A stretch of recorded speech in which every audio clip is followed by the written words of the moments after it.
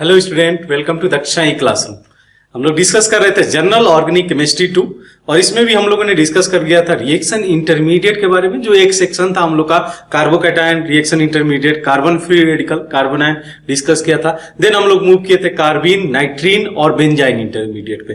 तो ये जो कुछ इंटरमीडिएट थे रिएक्शन इंटरमीडिएट, हम लोग को आगे भी देखने को मिलेंगे। जब भी रिएक्शन डिस्कस किया जाएगा इनका जिक्र जरूर होगा। तो आगे हम लोग मूव करते हैं जो सेकेंड सेक्शन है इस पर्टिकुलर चैप्टर का, that is the acid base strength. जो मैं मेंशन कर दूं, इस पार्ट का जो इंपॉर्टेंट सेक्शन है that is acid base strength, ठीक है। और इसमें भी हम लोग जीओसी को अच्छे खासा यूज उसका करने जा रहे हैं जब हम लोग एसिड बेस स्ट्रेंथ मेजर करेंगे किसी भी कंपाउंड के लिए, ठीक है। खासकर हम लोग यहाँ पे फोकस है ऑर्गेनिक कंपाउंड को लेकर। इनऑर्गेनिक कंपाउंड पे जो है ज्यादा फोकस नहीं रहेगा। ऑर्गेनिक कंपाउंड के एसिड और बेसिक स्ट्रेंथ को लेकर यहाँ पे जो है डिस्कशन जाएगा, ठीक है। तो बात करें पहले हम लोग स्ट्रेंथ की बात करें कि एसिड बेस स्ट्रेंथ कैसे डिसाइड किया जाएगा, कौन कौन से फैक्टर्स रोल में आएंगे। बिफोर दैट एक बार जस्ट मैं डिफिनीशन देना चाहूंगा कि एसिड और बेस का कैसे किस तरीके से जो है डिफरेंट डिफिनीशन आए हुए हैं। तो देखा जाए इसमें पहला जो डिफिनीशन आया था अरेनियस एसिड का, ठीक है। आप साथ साथ लिखते चलो इस चीजों को। ये जस्ट डिफिनीशन में बताना चाहूंगा, आप शायद कई बार इसको देखा भी होगा। अरेनियस एसिड ये क्या होता है? अरेनियस एसिड किसको बोला जाएगा? The substance which can donate, the substance या लिख सकते हो the compound which can donate H plus ion in the water, can donate H plus ion in the water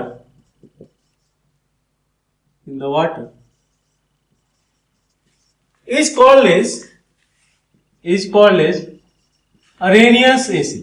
just अभी मैं डिफिनीशन रखना चाहूंगा आपके सामने, देन हम लोग जाएंगे इसके रिलेटिव स्ट्रेंथ के बारे में, कौन ज्यादा स्ट्रॉन्गर एसिड होगा, कौन वीकर एसिड होगा। Is called as Arrhenius acid. आगे उसको हम लोग देखेंगे, बस एक बार डिफिनीशन हम लोग रख देते हैं। अरेनियस एसिड क्या हो गया? The compound which can donate H plus ion in the H2O is called as the Arrhenius acid. शायद आप इक्विलिब्रियम, आयनिक इक्विलिब्रियम में भी इन चीजों को कवर किए होंगे, बट यहाँ पे जस्ट एक आइडिया देते चलते हैं किस तरीके से हम लोग कंसीडर करेंगे। जैसे आप ले लो HCl, एक सब्सटेंस लो HCl और इसको आपने वाटर में ऐड किया, HCl क्या करेगा? HCl जो है जनरेट कर देगा H प्लस आयन, ठीक है, जो कि वाटर के साथ रिएक्ट करके H3O प्लस में कन्वर्ट हो जाएगा। तो ये कंपाउंड क्या है कि H प्लस जनरेट कर रहा है वाटर के अंदर, इस वजह से इसको हम लोग बोल सकते हैं अरेनियस एसिड, ठीक है। उसके अलावा अरेनियस बेस का फिर क्या डिफिनीशन आएगा? और भी ऐसे एग्जांपल हो सकते हैं। एक और मैं एग्जांपल कंसीडर कर लेता हूं, जैसे RCOH, ये तो हमारा इनऑर्गेनिक एसिड हो गया ना, HCl। जो ऑर्गेनिक एसिड हो गया कार्बोक्सिलिक एसिड हो गया। तो कार्बोक्सिलिक एसिड भी आपका देखने को मिलेगा कि वाटर में, अगर वाटर में इसको रखा जाएगा तो इन दैट केस ये भी H प्लस को जनरेट करेगा, RCO माइनस में कन्वर्ट हो जाएगा और ये H3O प्लस में कन्वर्ट हो जाएगा, ठीक है। यहां पे Cl माइनस लिखना चाहो तो लिखो, ठीक है। अब बोलोगे कि सर इन दोनों में साइन क्यों चेंज हो गया? इसमें आपने जो है सिंगल एरो दिखाया है, इसमें आपने जो है डबल एरो दिखाया है। इसकी वजह से क्योंकि यहाँ पे ये इनऑर्गेनिक एसिड्स हैं। HCl हो गया, H2SO4 हो गया, HNO3 हो गया, H3PO4 हो गया, ये सभी इनऑर्गेनिक एसिड्स होंगे जो आप डिस्कस किए होंगे आयनिक इक्विलिब्रियम के अंदर। और ये मैं बात कर रहा हूं, they are the organic acid. जैसे कार्बोक्सिलिक एसिड हो गया, सल्फोनिक एसिड कंसीडर कर सकते हो आप, फिनॉल को कंसीडर कर सकते हो, they are the organic acid, मतलब एसिड की तरह बिहेवियर शो कर रहे हैं, बट उतने स्ट्रॉन्गर एसिड नहीं रहेंगे। मैं इस पॉइंट को यहीं पे मेंशन करना चाहूंगा कि inorganic acids are much stronger acid than the organic acid, ठीक है। बात समझ में आती है? ये उतने ज्यादा स्ट्रॉन्गर एसिड नहीं होंगे। तो यहां पे चाहो तो आप मेंशन कर सकते हो, नोट में मेंशन कर सकते हो कि इनऑर्गेनिक एसिड्स या ऑर्गेनिक एसिड किसको बोल रहा हूं मैं? कार्बोक्सिलिक एसिड ले लो, फिनॉल के कुछ हो गए जैसे पिक्रिक एसिड हो गया, दे आर स्ट्रॉन्गर एसिड, मैं मान रहा हूं they are acid but not as stronger as the inorganic acid like HCl। तो organic acids are weaker acid than किससे weaker acid होगा? weaker acid than inorganic acid। Difference पता चल पा रहा है ना आपको ऑर्गेनिक और इनऑर्गेनिक एसिड? जितने आप डे टू डे लाइफ में पढ़े होगे या आयनिक इक्विलिब्रियम में पढ़े होगे, HCl हो गया, H2SO4 हो गया, HNO3 हो गया, ये सभी के सभी इनऑर्गेनिक एसिड्स हैं। तो they are much stronger acid than the organic acid. ये तुरंत वाटर पे डालने पे 100% डिसोसिएट हो जाएंगे, बट इनके बारे में नहीं बोला जा सकता है कि वो 100% डिसोसिएट होंगे या नहीं होंगे, ठीक है। तो organic acid are weaker acid than inorganic acid. ऐसे ही अब डिफिनीशन आए अरेनियस बेस का, ठीक है। अरेनियस बेस का समझा जाए बेस क्या होते हैं? इसके केस में अरेनियस ने डिफिनेशन, ये साइंटिस्ट अरेनियस, इन्होंने जो है डिफिनेशन क्या दिया, द कंपाउंड या सब्सटेंस लिख सकते हो, the compound which can donate, ये पहला डिफिनेशन था एच जो एसिड और बेस को लेकर था, ये डिफिनेशन आया था। द अरेनियस का जो डिफिनेशन था, compound which can donate OH minus ion, OH minus ion in the H2O, in the H2O are called as, ठीक है, आर कॉल्ड एज लिख सकते हो, are called as Arrhenius base, ठीक है, Arrhenius base, they will be considered as the Arrhenius base. जैसे कि NaOH ले लो, ठीक है, अगर जैसे ही आप वाटर में ऐड करोगे ये क्या करेगा, ये जनरेट कर देगा OH minus in the solution, sodium अलग हो जाएगा, NaOH जो है जनरेट कर देगा OH माइनस सोल्यूशन, और ये इक्विलिब्रियम नहीं जाएगा, यहां पे मैंने कंफ्यूज करने के लिए रखा, ये कंप्लीट एयर हो जाएगा, बिकॉज NaOH कंप्लीट डिसोसिएशन में जाएगा, they are the inorganic acids, inorganic bases. Once again मैं इस लाइन को रिपीट कर सकता हूं बेस के लिए भी, तो NaOH लिया आपने, वाटर के साथ रिएक्ट किया, ये जो है जनरेट कर दिया OH minus in the solution, ठीक है। तो यही बोला जाता है the compound which can donate OH minus in the H2 are called as the Arrhenius base. वैसे ही तो अगर हम लोग अमोनियम हाइड्रोक्साइड लेते हैं, not as stronger as NaOH, but it is going to give ammonium plus and OH minus in the solution. The substance which can donate OH minus in the solution is called as, या in water are called as the Arrhenius base। समझ में आती है इतनी बात? यहां पे भी आप पॉइंट लिख देना, आगे हम लोग डिस्कशन में रखेंगे कि ऑर्गेनिक बेसिस जो जैसे कि अमाइंस हो गए, हम लोग अमोनिया की बात करते हैं, अमाइंस की बात करते हैं, तो अमाइंस की बेसिसिटी बेसिकली डिस्कशन का पार्ट बनता है। इसमें जब हम लोग बात करते हैं ऑर्गेनिक एसिड में, तो कार्बोक्सिलिक एसिड मेन डिस्कशन का पार्ट बनता है। तो दो ये मेजर है हमारा डिस्कशन का पार्ट इस एसिड बेस स्ट्रेंथ में। तो organic bases are weaker bases, ये पॉइंट आप लिख सकते हो, weaker bases than inorganic bases, ठीक है, इनऑर्गेनिक बेसिस। अभी कंसीडर करेंगे जैसे अमोनिया हो गया, तो ammonia is not so stronger acid than the NaOH ले लो आप, ये सभी स्ट्रॉन्गर एसिड है। अमोनियम हाइड्रोक्साइड भी देख लो तो वीकर एसिड है, तो इस वजह से मुझे इक्विलिब्रियम दिखाना पड़ा। मींस कंप्लीट डिसोसिएशन नहीं होगा, पार्शियल डिसोसिएशन होगा। यहां पे कंप्लीट डिसोसिएशन में जाएगा, जैसे आप NaOH ऐड करोगे 100% डिसोसिएट हो जाएगा। आई थिंक ये सभी कॉन्सेप्ट आपने आयनिक इक्विलिब्रियम के में पढ़ा होगा। तो जस्ट मैंने ब्रशअप के लिए ये चीजें रख दिया है आपके सामने कि एक बार जस्ट आप वो उसके थ्रू गो थ्रू होते जाओ जो चीजें पढ़ाई गई है। नेक्स्ट तो ये रहा अरेनियस का concept, concept number 1 for acid base के लिए। दूसरा उसके बाद आता है concept that is Brønsted acid base concept. शायद ये सबसे यूज कॉन्सेप्ट है हमारे से इस पर्टिकुलर ऑर्गेनिक कंपाउंड में, जो एसिडिक स्ट्रेंथ है या ऑर्गेनिक कंपाउंड के अंदर बेसिक स्ट्रेंथ को, इसके लिए हम लोग जाना चाह रहे हैं ब्रॉन्स्टेड एसिड एंड बेस। तो ये डिफिनीशन क्या देता है ब्रॉन्स्टेड एसिड एंड बेस? ये बोला जाता है लॉरी कॉन्सेप्ट, जो साइंटिस्ट थे इसको बारे में डिस्कस किए थे, तो Lowry concept of acid and base, ये भी आप लिख सकते हो कॉन्सेप्ट या डिफिनीशन लिख सकते हो, Lowry definition of acid and bases, ठीक है, एसिड एंड बेस। ये सबसे ज्यादा इंपॉर्टेंट है हमारे लिए खासकर। Concept number 2 regarding acid and base strength, क्या बोला जाता है कि the compound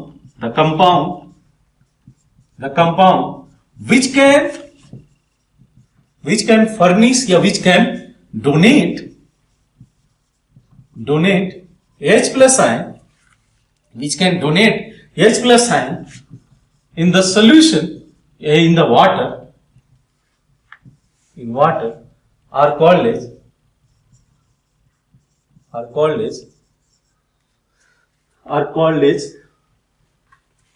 Brønsted acid, Brønsted acid, ठीक है, acid. and the substance which can accept H plus ion, the substance which can accept H plus ion are called as Bronsted base, समझना इस बात को, ब्रॉन्स्टेड बेस। जैसे मैं एक simple सा एग्जांपल लेता हूं, HCl प्लस अमोनिया, ठीक है, फेमस रिएक्शन क्या बनाएगा ये, तो ये क्या करेगा H प्लस को लूज करेगा, ये दे देगा अमोनियम, ठीक है, अब हो क्या रहा है, देखो आप इस चीज को समझना, हो क्या रहा है पूरे प्रोसेस में। तो यहाँ पे जैसे मैं इसको ऐसे लिख देता हूँ, अमोनियम प्लस, ज्यादा सही रहेगा क्योंकि सोल्यूशन के अंदर ये डिसोसिएटेड फॉर्म में रहेगा, ज्यादा अप्रोप्रिएट रहेगा। अब समझना इस पर्टिकुलर कॉन्सेप्ट में क्या है कि ये जो सब्सटेंट है ये H प्लस डोनेट कर रहा है और ये H प्लस एक्सेप्ट कर रहा है, ठीक है। तो यहां से क्या डिफिनेशन आता है बेसिकली कि एसिड और बेस एक ही सोल्यूशन के अंदर एग्जिस्ट कर रहे हैं। यहां अरेनियस एसिड बेस में ऐसा कुछ नहीं था, ठीक है। यहां से मैं क्या करूंगा, अगर एक को एसिड मानता हूं तो दूसरे को बेस कंसीडर करना पड़ेगा। यहां भी इन्होंने बस बोल दिया कि अगर कोई सब्सटेंट है जो H प्लस डोनेट कर रहा है उसको एसिड मान लो, बेस अगर वो H माइनस दे रहा है तो उसको आप जो है सब्सटेंस को अगर वो H माइनस दे रहा है तो उसको आप बेस मान लो। लेकिन यहाँ कहानी कुछ इस तरीके से बोला जा रहा है कि अगर सब्सटेंस H प्लस डोनेट कर रहा है और उसी में एक एक्सेप्टर भी होगा, मतलब एक डोनर भी होगा और सोल्यूशन के अंदर एक्सेप्टर भी होगा, मींस एसिड और बेस कभी जो है पेयर में ही एग्जिस्ट करेंगे। इसका मीनिंग ये हुआ कि जब आप सोल्यूशन के अंदर रख रहे हो तो एसिड तभी डिफाइन है जब उसके अंदर बेस प्रेजेंट है। अब बेस क्या हो सकता है, अगर वाटर है तो वाटर बेस होगा। एसिड तभी बोला जा सकता है कि मान लो सोल्यूशन के अंदर रखो, अब H प्लस Cl माइनस में डिसोसिएट हो जाए। डिसोसिएट कब होगा, जब कोई उसके लिए एक्सेप्ट करने वाला होगा। तो यहां पे भी यही कॉन्सेप्ट जाता है, इसको हम लोग बोलते हैं ब्रॉन्स्टेड एसिड एंड बेस। ये हो जाएगा ब्रॉन्स्टेड एसिड और ये चूंकि प्रोटॉन एक्सेप्ट कर रहा है तो इसको मैं बोल दूंगा Brønsted base, ammonia Brønsted base हो जाएगा। समझ में आती है इतनी बात, ठीक है। और यही से कॉन्सेप्ट आता है कॉन्जुगेट एसिड बेस का कॉन्सेप्ट। क्या है कॉन्जुगेट एसिड बेस का कॉन्सेप्ट, देखो HCl जो कि जो है इसमें कन्वर्ट हो गया Cl माइनस में, इनको मैं बोलूंगा कॉन्जुगेट एसिड बेस पेयर। मतलब यह क्या हुआ, इसको अगर मैं बोलता हूं कॉन्जुगेट एसिड, शॉर्ट फॉर्म में लिखता हूं कॉन्जुगेट एसिड, तो उसका कॉन्जुगेट बेस ये हो जाएगा। अगर ये क्या होगा, प्रोटॉन एक्सेप्ट किया है तो इसको मैं लिखूंगा कॉन्जुगेट बेस और इसको लिखा जाएगा, इस कॉन्जुगेट बेस का जो कॉन्जुगेट एसिड होगा ये हो जाएगा। समझ में आती है बात। ये अपोजिट वे से रिएक्शन को आप देखो, जब ये इधर अगर देखा जाए तो अमोनियम प्लस H प्लस दे रहा है HCl को और HCl जो है कन्वर्ट खुद हो जा रहा है अमोनिया में। तो प्रोटॉन का जो सोर्स है ये काम कर रहा है और ये प्रोटॉन एक्सेप्ट करने का काम कर रहा है। तो मैं क्या बोलूंगा कि the conjugate acid of ammonia is ammonium plus and the conjugate base for the HCl is Cl minus. समझ में आती है बात ये। जैसे एक और एग्जांपल मैं ले लूं आपके सामने, कोई बोले what will be the conjugate acid of ammonia. Conjugate acid of ammonia क्या हो जाएगा, आप इसमें H प्लस ऐड कर दो, ये हो जाएगा अमोनियम प्लस। अगर कोई पूछता है what will be the conjugate base, ये तो होगा conjugate acid. What will be the conjugate acid of ammonia, तो आप क्या करना है, यहां से H प्लस निकाल देना और ये बना लेना NH2 minus. This is the conjugate base और this is the conjugate acid किसका, ऑफ अमोनिया। समझ में आती है बात, ये अमोनिया के conjugate acid and conjugate base. समझ में आया। आप H प्लस निकाल को देख दो, ये कॉन्जुगेट एसिड हो जाएगा। अब कॉन्जुगेट बेस हो गया, अगर H प्लस ऐड करके देख रहे हो तो कॉन्जुगेट एसिड हो गया। यही केस है, जैसे HCl का केस है तो HCl का कॉन्जुगेट एसिड हो जाएगा Cl minus, Cl minus conjugate base हो जाएगा। और कॉन्जुगेट एसिड क्या होगा, H2Cl। HCl की मैं बात कर रहा हूं तो HCl का जो अगर मैं बोलता हूं what is the conjugate base, that is Cl minus और conjugate set is H2Cl plus, ये हो जाएगा कॉन्जुगेट एसिड। समझ में आती है इतनी बात। OH माइनस आपके सामने रख दिया है, जैसे एक और एग्जांपल ले लूं OH माइनस। अब इसका कोई बोले कि what will be the conjugate acid, तो क्या करना, आप H प्लस ऐड कर देना, ये बन के आ जाएगा H2। तो H2O is the conjugate acid of OH minus. What will be the conjugate base, तो H निकाल के देख लो तो O2 माइनस हो जाएगा। This is the conjugate base, ठीक है, क्योंकि ये H प्लस एक्सेप्ट कर सकता है और ये H प्लस डोनेट कर सकता है, ठीक है। वैसे ही अगर कोई बोलता है कि what will be the conjugate acid of H2O, तो ये हो जाएगा H3O प्लस। क्या करना है आपको, H प्लस ऐड कर देना है। और कोई बोले what is the conjugate base of H2O, तो एक H निकाल के इसको लिख देना OH माइनस। ये सिंपल सा कॉन्सेप्ट है जो हम लोग बोलते हैं कॉन्जुगेट एसिड बेस पेयर। तो ये कॉन्सेप्ट है, देखो HCl का कॉन्जुगेट बेस हो गया Cl माइनस, अमोनिया का कॉन्जुगेट एसिड हो गया अमोनिया प्लस। समझ में आता है ना। आप क्या करना, ये फॉलो करना। जब भी आपसे पूछे कि what will be the conjugate acid of OH minus, आप उस कंपाउंड में H प्लस ऐड कर देना। और कोई बोले कि what will be the conjugate base of that compound, आप वहां से OH माइनस को OH माइनस जो भी दिया हो वहां से आप H प्लस को निकाल के देख लेना, जो भी कंपाउंड आएगा that will be our conjugate base, ठीक है, फॉर दैट कंपाउंड। अब एक लास्ट कॉन्सेप्ट जाता है C3, ठीक है, ये तो क्लियर है, ये कई जगहों पे आपने पढ़ा भी होगा। एक लास्ट कॉन्सेप्ट जाता है that is Lewis acid base concept. Lewis acid and base concept, ये क्या है, ये भी सिंपल सा है। ये बोलते हैं कि द कंपाउंड ये सिंपल सा उतना ज्यादा यहाँ पे यूज नहीं होगा, जो हम लोग कॉन्सेप्ट इसको बोल रहे हैं ये ज्यादा यूज होगा। अभी हम लोग आते हैं कि क्यों ये यूज किया जाएगा, समझते हैं इस बात को। द कंपाउंड विच कैन, ये थोड़ा सा डिफरेंट, ये अभी तक H प्लस और OH माइनस रिलेटेड था, ये थोड़ा सा डिफरेंट था। कैसे?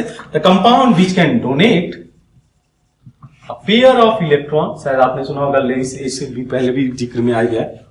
The compound which can donate pair of electron are called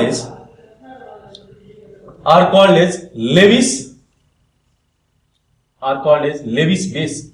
जो डोनेट करेगा pair of electron, that will be considered as the Lewis base. And the compound which donate pair of electron, means दो electron donate करे, which donate pair of electron, दोनों same हो गया, which accept, ठीक है, accept pair of electron are called as Levi's acid, ठीक है, Lewis acid. जैसे एक मैं सिंपल सा एग्जांपल लेता हूं आपके सामने, BF3 हो गया। BF3 क्यों है? क्योंकि इसके पास ये 6 इलेक्ट्रॉन सिस्टम है, तो इसके पास फुल पॉसिबिलिटीज है कि ये इलेक्ट्रॉन एक्सेप्ट करेगा, ठीक है। तो अगर ये इलेक्ट्रॉन एक्सेप्ट करता है तो मैं इसको बोल सकता हूं this is going to be our Lewis acid, ठीक है। उसी तरीके से अगर आप अमोनिया लेते हो और अमोनिया के पास आपको पता है कि लोन पेयर ऑफ इलेक्ट्रॉन है, तो ये डोनेट करेगा, ये इजीली डोनेट कर सकता है, मैं इसको दिखा देता हूं डोनेट करते हुए, ये इसको डोनेट कर सकता है, तो ये कहला सकता है लेविस बेस। तो species which can donate a pair of electron will be called as the Lewis base. तो ये फॉर्म कर लेगा लाइक दिस, BF3 NH। बात समझ में आती है? अब इस तरीके से एडक्ट फॉर्म कर लेते हैं, यहाँ पे बोला जाता है एडक्ट फॉर्मेशन, मतलब सॉल्ट ही है, यहाँ पे भी ऊपर में भी सॉल्ट फॉर्म किया, यहाँ पे एडक्ट वर्ड यूज किया जाता है जब लेविस एसिड बेस में रिएक्शन होता है। तो ये एक बार कॉन्सेप्ट को आप लिख लो।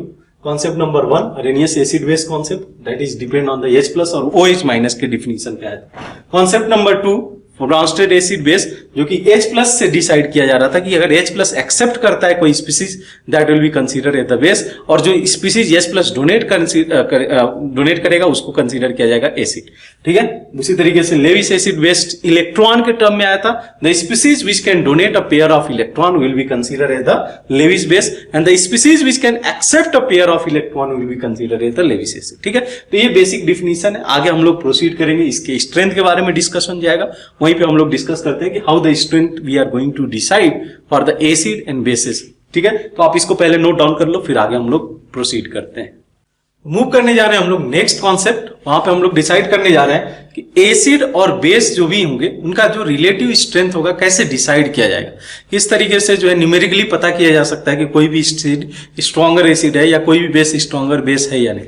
तो इसके लिए एक कॉन्सेप्ट आता है पीके एंड पीकेबी का, इक्विलिब्रियम में भी आया होगा डिस्कशन में, तो एक बार जस्ट मैं आइडिया दे देता हूं क्योंकि यही हमारे जो बेस होगा आगे के डिस्कशन का रहेगा। तो बस एक बार आइडिया मैं देना चाहूंगा कि कैसे किसी भी एसिड या बेस का हम लोग स्ट्रेंथ मेजर करते हैं, अगर मेजर करना होगा तो, ठीक है। जैसे एक मैं सिंपल सा एग्जांपल ले लेता हूं, HA, weak inorganic acid. Inorganic acid stronger acid होंगे, 100% डिसोसिएशन में चले जाएंगे, तो उसके लिए बहुत ज्यादा मायने नहीं रखता है। ऑलमोस्ट माना जा सकता है कि those are the stronger acid, 100% dissociation में जा रहे हैं। बट अगर ऑर्गेनिक एसिड की बात करें, इनऑर्गेनिक एसिड की नहीं, अगर ऑर्गेनिक एसिड की बात करें तो they are not going to dissociate 100%, ठीक है। ये बात तो समझ में आता है। तो इधर आप एक एसिड का कॉलम रख लो और इधर मैं बेस के लिए कंपैरिजन रख देता हूं, ठीक है। आगे देखेंगे बेस के केस में, पहले एसिड से ही स्टार्ट करेंगे, ठीक है, और फिर हम लोग मूव कर जाएंगे बेस के केसेस के लिए आगे। तो ये देखना, कोई एसिड है, ठीक है, ये वाटर में रखा गया और ये डिसोसिएट कर दिया और कन्वर्ट हो गया किसमें, H3O+। वाटर ने प्रोटॉन एक्सेप्ट किया, तो मैं ये बोल सकता हूं कि ये this is the conjugate base, क्योंकि ये प्रोटॉन एक्सेप्ट कर रहा है, ये हो जाएगा उसका कॉन्जुगेट एसिड। HA जो कि जो है जनरेट कर रहा है H+, और ये हो जाएगा इसका कॉन्जुगेट बेस और ये हो जाएगा कॉन्जुगेट एसिड। इसी को बोला जाता है acid base pair, Bronsted acid base pair बोला जा सकता है। अब देखो इसके लिए अगर के इक्विलिब्रियम में डिसाइड करता हूं, के इक्विलिब्रियम पढ़ा होगा, equilibrium constant for this reaction क्या हो जाएगा आप देखना, H3O+, concentration of H3O+ into concentration of A minus divided by concentration of HA divided by concentration of H2, ठीक है। अब होता क्या है कि देखो these are the weak acid, तो H प्लस का जो अमाउंट जनरेट होगा सोल्यूशन के अंदर बहुत कम होगा। तो वाटर भी ऑलमोस्ट माना जा सकता है the concentration of water is not going to change with time. Slightly मान लो 100 ml सोल्यूशन है, उसमें से 0.01 ml वाटर कंज्यूम भी हो जा रहा है किसके साथ में, H प्लस के साथ में, तो बहुत ज्यादा तो डिफरेंस नहीं लाएगा। तो क्या किया जाता है, वाटर को उठा के इस साइड में रख दिया जा सकता है। ये सभी के कंसंट्रेशन टर्म को बता रहा है। तो ये चूंकि वाटर का concentration is almost constant, H2O is constant, not going to change, मैं क्या कर लेता हूं, इसको इधर लेके आ जाता हूं। तो ये हो जाएगा K equilibrium into H2O that is equal to H3O plus into A minus divide by H। ठीक है, इसको मैं क्या लिख सकता हूं, इसको लिखा जा सकता है K that is equal to H3O plus into A minus divide by H, concentration of H, ये हो जाएगा K। ठीक है, उसी तरीके से एक टर्म्स डिफाइन किया जाता है पीके। पीके क्या होता है, माइनस लॉग ऑफ के। अभी आते हैं इस पे, माइनस लॉग ऑफ के। इसको मतलब एक के वैल्यू क्यों नहीं मेंशन किया जाता है, पीके के टर्म में क्यों मेंशन किया जाता है, क्योंकि के वैल्यू आता है 10⁻⁻11 10⁻15। तो रेदर हम लोग स्केल छोटा करने के लिए लॉग लगाते हैं। जैसे मान लो कि एसिडिक स्ट्रेंथ किसी का वेरी कर रहा है 10⁻³ से लेकर 10⁻55, तो समझो कितना ज्यादा डिफरेंस है। तो लॉग लगाने के पीछे यही रीजन है कि अगर मैं लॉग लगा देता हूं तो ये 3 हो जाएगा और ये 55 हो जाएगा, तो 3 से 55 के बीच में हो गया। तो जो स्केल है ना उसको हम लोगों ने छोटा कर दिया जब मैंने लॉग लिया। तो पीके डिफाइन किया जाता है माइनस लॉग ऑफ के। ठीक है, अब यहां समझना कि किस तरीके से एसिड और बेस डिफाइन किया जाएगा, ये समझ में आता है। के इक्विलिब्रियम के जो डिफाइन किया गया और पीके। तो अब कैसे क्वेश्चन बनाएगा, आपसे के का ऑर्डर पूछा जा सकता है, पीके का ऑर्डर पूछा जा सकता है, या डायरेक्टली एसिडिक स्ट्रेंथ का ऑर्डर पूछा जाएगा।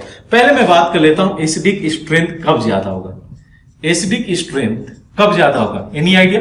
कब ये रिएक्शन, एसिडिक स्ट्रेंथ बोलने का मीनिंग क्या हुआ कि कितना इजीली H प्लस डोनेट किया जा रहा है, HA कितना इजीली H प्लस डोनेट कर देगा। कब डोनेट करना चाहेगा, जब ये बहुत ज्यादा स्टेबल होगा, कॉन्जुगेट बेस। बात समझ पा रहे हो, फॉरवर्ड डायरेक्शन में कोई रिएक्शन स्टेबल क्यों होना, स्टेबल होना चाह रहा है। तो अब इसलिए अगर ये डिसोसिएट होकर जो ये फॉर्म कर रहा है कंपाउंड, जितना ज्यादा स्टेबल होगा उतना ही ये फॉर्म करना चाहेगा। इसको मैंने बोला conjugate base. Acidic strength will be directly proportional to stability of conjugate base। stability of conjugate base समझ में आ रहा है, यानी कि more the stability of conjugate base, more the stability of conjugate base, more the acidic strength। किसकी बात कर रहा हूं, acidic strength of its conjugate acid, of conjugate acid. यही बेस के लिए भी एप्लीकेबल है। तो अगर ज्यादा स्टेबल होगा, ये पॉइंट बहुत ही इंपॉर्टेंट है, क्योंकि इसी के बेसिस पे आगे हम लोग डिसाइड करने जा रहे हैं acidic strength and basic strength. More the stability of conjugate base, more the acidic strength of its conjugate acid. It's मैंने वर्ड यूज छोड़ दिया, इट्स कॉन्जुगेट एसिड। ठीक है, मेरा बोलने का मीनिंग ये हुआ कि जितना ज्यादा A माइनस स्टेबल होगा उतना ये स्ट्रॉन्गर एसिड होगा। तो हम लोग क्या करेंगे, जब भी एसिडिक स्ट्रेंथ डिसाइड करना होगा किसी भी कंपाउंड के अंदर, हम लोग क्या चेक कर लेंगे कि वो करस्पॉन्डिंग जो A माइनस है कितना ज्यादा स्टेबलाइज किया जा रहा है। क्रिस्टल क्लियर है ये चीज, उसकी स्टेबिलिटी चेक करेंगे। और स्टेबिलिटी चेक करने के लिए फिर क्या करना होगा, हम लोग को GOC1 के जो इलेक्ट्रॉनिक इफेक्ट है उसका यूज करना पड़ेगा, चाहे वो रेजोनेंस हो जाए या कुछ जगहों पे हाइपर कॉन्जुगेशन इफेक्ट, ऐसे आएगा नहीं, लेकिन रेजोनेंस और इंडक्टिव इफेक्ट का यहाँ पे इस पर्टिकुलर सेक्शन में बोल वाला रहेगा। वही उसी के बेसिस पे डिसाइड किया जाएगा कि कौन सा स्ट्रॉन्गर एसिड है, कौन सा वीकर एसिड है। कैसे डिसाइड किया जाएगा, इसके कॉन्जुगेट बेस की स्टेबिलिटी को देख के। तो नॉट ओनली आपको एसिडिक स्ट्रेंथ के बारे में पूछेगा, आपको के के बारे में बोला जा सकता है। के वैल्यू अगर हाइयर है तो मतलब फॉरवर्ड डायरेक्शन में रिएक्शन जा रहा है, तो K is directly proportional to acidic strength. ठीक है, तब मान लो आपसे पूछा कि what will be the order of K, आप क्या करना है, एसिडिक स्ट्रेंथ निकाल लेना, ये आइडिया लग जाएगा। और उससे के का, क्योंकि ये ऐसे क्वेश्चन फ्रीक्वेंटली पूछा जाता है और लोगों को कंफ्यूज हो जाता है कि के का ऑर्डर वही जाएगा क्या, एसिडिक स्ट्रेंथ। बिल्कुल, पीके का चेंज हो जाएगा, क्योंकि पीके का आपने क्या लिया है, माइनस ऑफ लॉग। तो अगर ये इंक्रीजिंग फंक्शन है, माइनस लगा दिया तो डिक्रीजिंग हो गया। समझ में आती है बात, ये माइनस लगा दिया तो ये क्या होता है, pK is inversely proportional to K is inversely proportional to acidic strength. समझ में आती है, जितना पीके वैल्यू कम होगा उसका एसिडिक स्ट्रेंथ उतना ही ज्यादा होगा। अगर निगेटिव में भी जा सकता है, पीके वैल्यू निगेटिव में हो सकता है, माइनस लॉग ऑफ आपने लिया है ना, माइनस लॉग, और के अगर वैल्यू पॉजिटिव है तो ये निगेटिव तो आना ही है। तो अगर निगेटिव आता है तो और ज्यादा स्ट्रॉन्गर एसिड माना जाएगा। मान लो कि आपके पास दो वैल्यू है, पीके का वैल्यू दिया हुआ है -3 और प्लस ये दिया हुआ है +5 दिया हुआ है। अब बोल रहे हैं कि पीके वैल्यू में इनमें से कौन सा स्ट्रॉन्गर एसिड होगा, जिसका -3 है। Lesser the pK value more the acidic strength. क्या मैं बोल रहा हूं, lesser the pK value, lesser the pK value, lesser pK value more acidic strength. ठीक है, मोर एसिडिक स्ट्रेंथ। इतनी बात समझ में आती है, ये बहुत ज्यादा इंपॉर्टेंट होने जा रहा है हमारे लिए। अब बेस के लिए मैं बात कर लेता हूं, बेस के लिए मैं अमाइंस ले लेता हूं।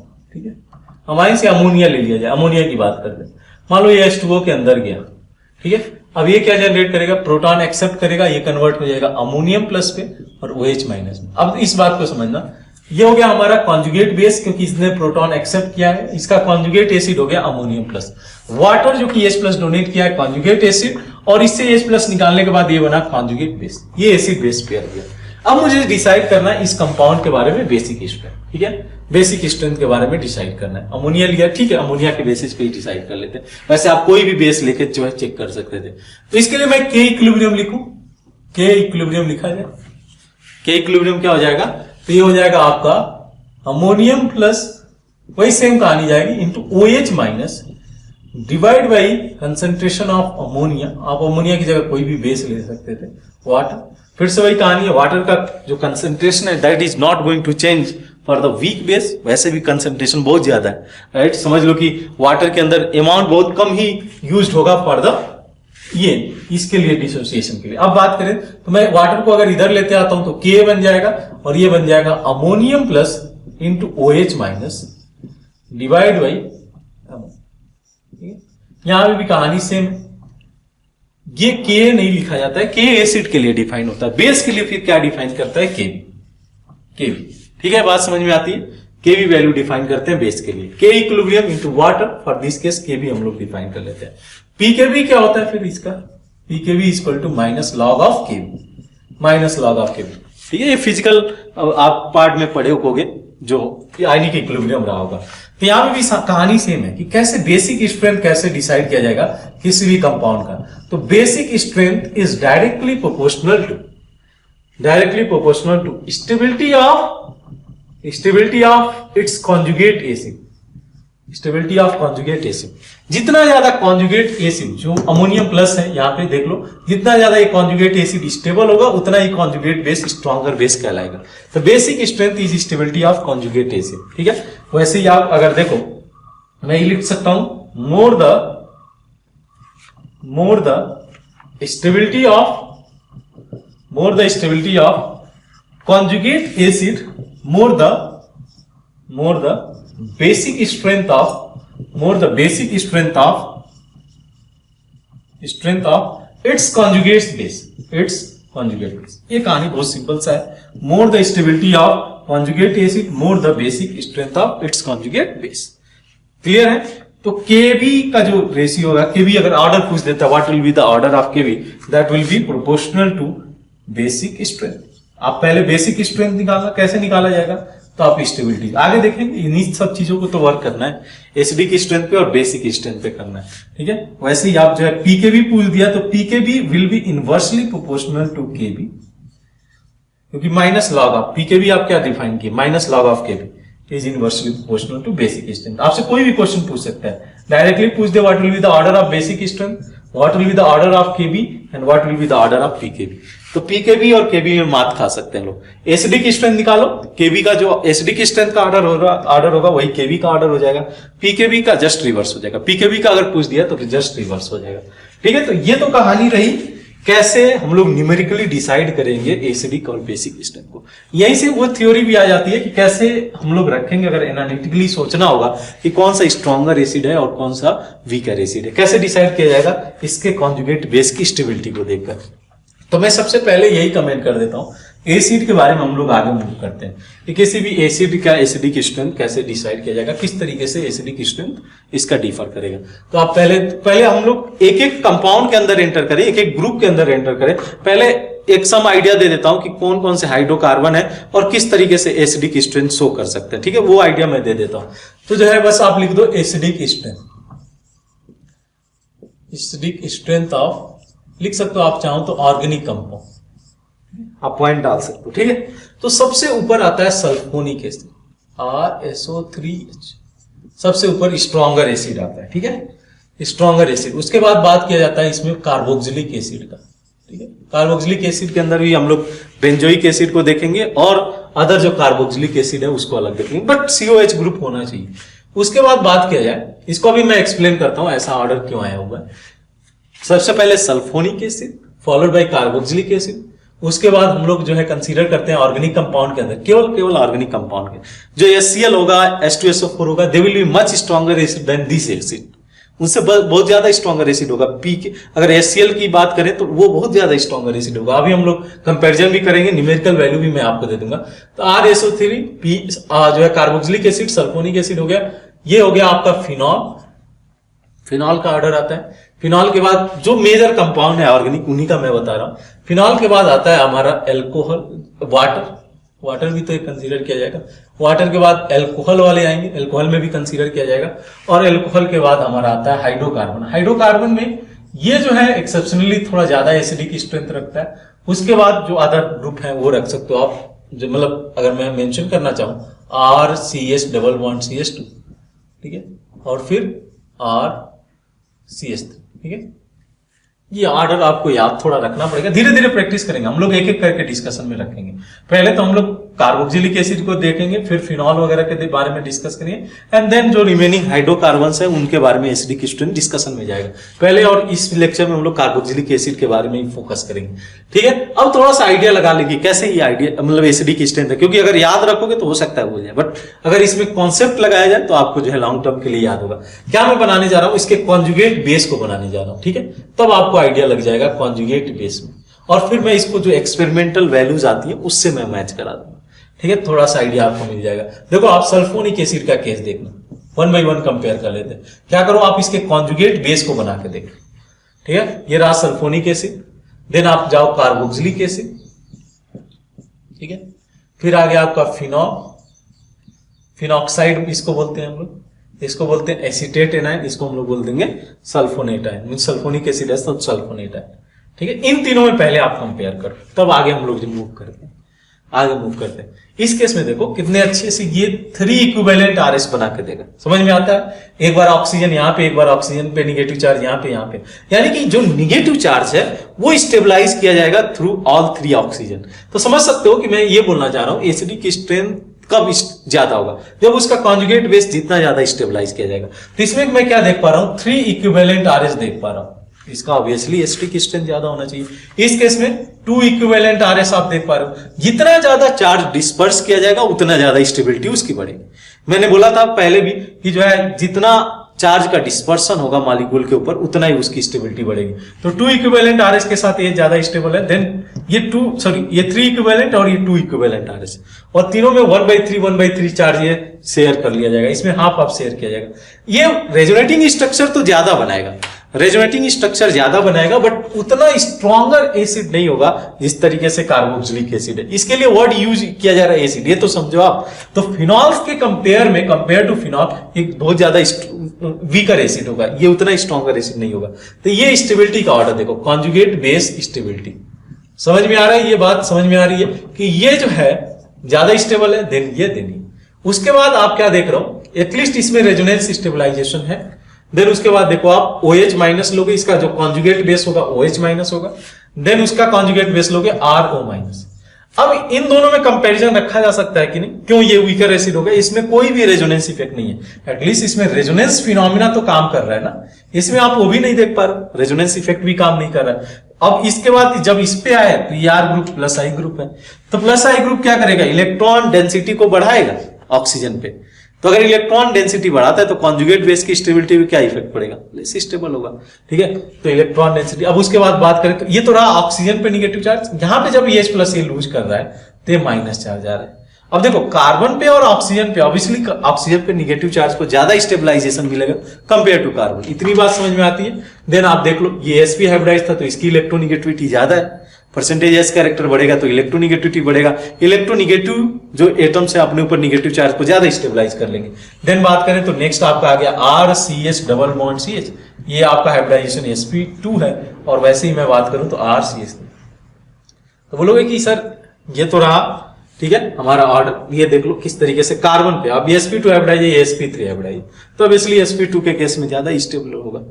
तो ये रहा स्टेबिलिटी का ऑर्डर। अब पीके वैल्यू एक बार मैं डेटा में बताना चाहूंगा, और पीके वैल्यू एकदम एग्जैक्टली मैच कर रहा है, इसके एसिडिक की स्ट्रेंथ को मैच कराता है। जैसे बोले कि सर सल्फोनिक एसिड का जो पीके वैल्यू है, क्योंकि मैंने बोला कि less the pK value more the acidic strength, lesser pK value है more acidic strength. PK value इसका कितना आता है -3 से 4 के बीच में, -3 आप मान के चलो। सल्फोनिक एसिड की बात करें तो सल्फोनिक एसिड का जो पीके वैल्यू है, पीके वैल्यू होता है जो हम लोगों ने वहां पे मेंशन किया, तो इसका कितना आता है अराउंड 3.7 के आसपास में। देख लो जितना लेस वैल्यू उतना ही ज्यादा एसिडिक स्ट्रेंथ, इसका स्ट्रॉन्गर एसिड है क्योंकि ये 3 इक्विवेलेंट आरएस बना रहा है।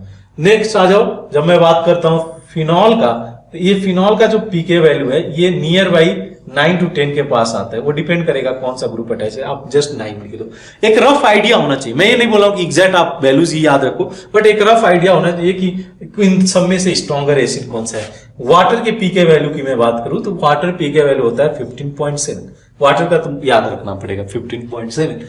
फिनॉल का आ जाओ तो सॉरी एल्कोहल की बात करें तो ये डिफर करता है, प्राइमरी एल्कोहल है या सेकेंडरी एल्कोहल है तो 16 to 18 लिख लो। प्राइमरी में अलग होगा, सेकेंडरी में अलग होगा, टर्सरी में अलग होगा, बट जो वैल्यूज है ना वो 16 to 18 जो है वेरी करेंगे। देन आप इसकी बात कर लो RC∼CH, इसकी बात कर लो, इसका पीके वैल्यू तो ये जो है आपको वैल्यू दे देगा कितना 25, देख सकते हो। Higher the value higher the pK value lesser the acidic strength.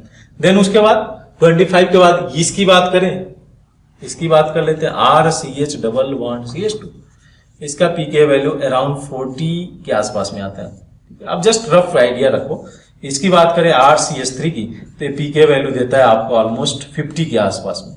Methane का पीके वैल्यू 50, मतलब एक तरीके से ये हुआ ना कि मेथेन से या कोई भी एल्केन से आप इजीली H+ नहीं निकाल सकते, मतलब समझ रहे हो आप, 10⁻⁻55 है, वो तो ऑलमोस्ट नेग्लिजिबल ही माना जाएगा। 10⁻⁻55 कौन सी वैल्यूज है, तो पीके वैल्यू को आप उसी तरीके से देखो, पीके = 10⁻⁻55, वो इक्विलिब्रियम कांस्टेंट है, बहुत लेस इक्विलिब्रियम का, ऑलमोस्ट नेग्लिजिबल है। तो ये समझ में आता है। देखो एसिडिक स्ट्रेंथ का जो ऑर्डर है तो धीरे धीरे मैं कंसीडर करता रहूंगा बीच बीच में, जब भी हम लोग एक एक को डिस्कशन में रखने जा रहे हैं, कार्बोक्सिलिक एसिड को, देन फिनॉल को डिस्कशन में रखेंगे, देन हम लोग एल्कोहल और हाइड्रोकार्बन ग्रुप को रखेंगे, तो वहां पे जो है आपको आइडिया देते चलेंगे कि इसका पीके वैल्यू इतना है, थोड़ा सा इसको ब्रश अप, इसलिए मैंने पहले ही एडवांस में इसका पीके वैल्यू बता दिया ताकि आपको एटलीस्ट आइडिया हो कि किस तरीके से पीके वैल्यू इसका डिफर कर रहा है। तो समझ में आ गया ये। आपको क्या करना होगा, कॉन्जुगेट बेस की स्टेबिलिटी देखनी होगी। जितना ज्यादा स्टेबल कॉन्जुगेट बेस होगा उसका जो कॉन्जुगेट एसिड होगा वो स्ट्रॉन्गर एसिड होगा। ठीक है, सल्फोनिक एसिड स्ट्रॉन्गर एसिड है, और ये डेटा से भी यही मिल रहा है। ये डेटा मेरे पास आया, वो डेटा आप जो है एक बार मैं प्रोवाइड कर दूंगा आपको, पीके वैल्यू का डेटा, आप उसको देख लेना कि एसिडिक स्ट्रेंथ कैसे वेरी, एक रफ आइडिया होना चाहिए। अब इसको याद करने मत बैठना, एक बार रफ आइडिया होना चाहिए। धीरे धीरे प्रैक्टिस करेंगे तो ये आपको जो है डेटा भी दिमाग में बना रहेगा कि हाँ, क्योंकि ये हेल्प करेगा आगे के जो पार्ट है इसके सेक्शन के एसिड बेस सिस्टम में, उसमें आपको ये हेल्प करने जा रहा है। This data they are going to help. तो आप जो है पहले इसको लिख जाओ, नोट डाउन कर लो प्रॉपर्ली, फिर हम लोग 1 by 1 एसिड के बारे में डिस्कशन को कंटिन्यू करते हैं। आइए देखते हैं हम लोग acidic strength of carboxylic acid. कोई भी कार्बोक्सिलिक एसिड कैसे डिसाइड किया जाएगा कितने स्ट्रॉन्गर एसिड है, बात को समझना आप। ACOH है, RCOH, ये क्या करेगा, वाटर में H+ को लूज करेगा और ये कन्वर्ट हो जाएगा RC∼O और यहाँ पे H3O+ फॉर्म कर लेगा। कभी बोला जाएगा कि स्ट्रॉन्गर एसिड है या नहीं। तो ये जो निगेटिव चार्ज है, जितना ज्यादा मॉलिक्यूल के ऊपर डिस्पर्स किया जाएगा उतना ही ज्यादा उसको स्टेबलाइजेशन मिलेगा।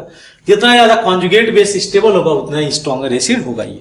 ठीक है, तो कैसे बताया जा सकता है, इस बात को आइडिया को समझना कि अगर मान लो कि -M और -I ग्रुप प्रेजेंट है, इस R के साथ जो कोई भी ग्रुप अटैच्ड है, या तो -M या -I electron withdrawing group present है, दोनों में आएंगे इलेक्ट्रॉन विड्रॉइंग ग्रुप। क्या करेंगे, इनका रोल क्या होगा, electron withdrawing group disperse the negative charge जो ऑक्सीजन पे जनरेट हुआ है, negative charge over the molecule and and stabilize conjugate base and stabilize conjugate base।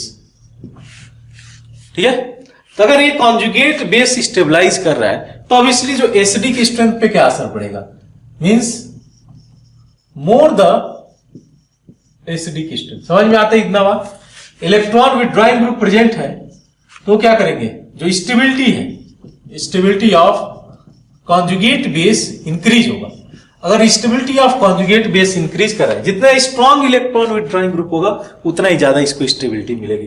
तो stability of conjugate base increases, that means acidic strength of carboxylic acid is going to increase. समझ में आता है? सबसे मोर उतना ज्यादा ये मेसमरिक इफेक्ट तो नहीं देखने को मिलेगा, लेकिन इंडक्टिव इफेक्ट आपको जो है जनरली देखने को मिलेगा। जैसे मैं एक सिंपल सा केस लेता हूं आपके सामने, एक सिंपल सा एग्जांपल लिया जाए, शुरू किया जाए एक सिंपल से एग्जांपल से। आप लेना SCOH, formic acid, ethanoic acid, then मैं एक चेन बढ़ाते जा रहा हूं इसमें, ठीक है, CH3 H3 C double bond H।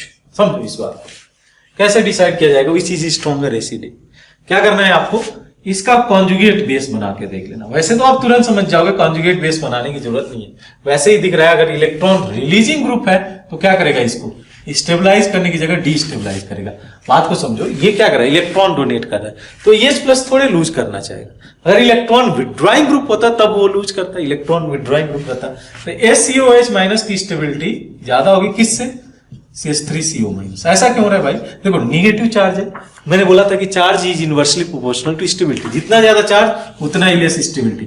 CH3 क्या है हमारा, इलेक्ट्रॉन रिलीजिंग ग्रुप है, तो अगर इलेक्ट्रॉन रिलीजिंग ग्रुप है, मैं हाइड्रोजन के रिस्पेक्ट में बोल रहा हूं, हाइड्रोजन यहाँ पे है, यहाँ पे मिथाइल ग्रुप है, यहाँ पे इथाइल ग्रुप है। आपको ऑर्डर पता है कि किस तरीके से एसिडिक स्ट्रेंथ के बिहेवियर में चेंज होता है, तो ये जितना ज्यादा इलेक्ट्रॉन रिलीज करेगा डीस्टेबलाइज करेगा, करेक्ट। ये तीनों टर्टरी ब्यूटाइल के केस में हम लोगों ने बोला था ये और ज्यादा स्ट्रॉन्गर इलेक्ट्रॉन रिलीजिंग ग्रुप है, तो समझो स्टेबिलिटी का ऑर्डर ये है।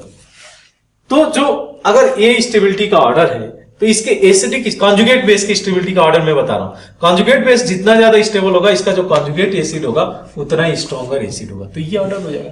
या सिंपली आप देख लो कि किसमें इलेक्ट्रॉन रिलीजिंग ग्रुप या इलेक्ट्रॉन विथड्रॉइंग ग्रुप प्रेजेंट है, उसके बेसिस पे आइडिया आ जाएगा। जैसे एक और एग्जांपल लेते हैं, मान लो यहाँ पे आपने फ्लोरीन लगा दिया COH के साथ में, फ्लोरीन लगा दिया, ठीक है, आपने NO2 लगा दिया COH, और उसी तरीके से आपने इसको ऐसे ही रखा CH3। आप कोई बोले what will be the order of acidic strength, कैसे पता करेंगे?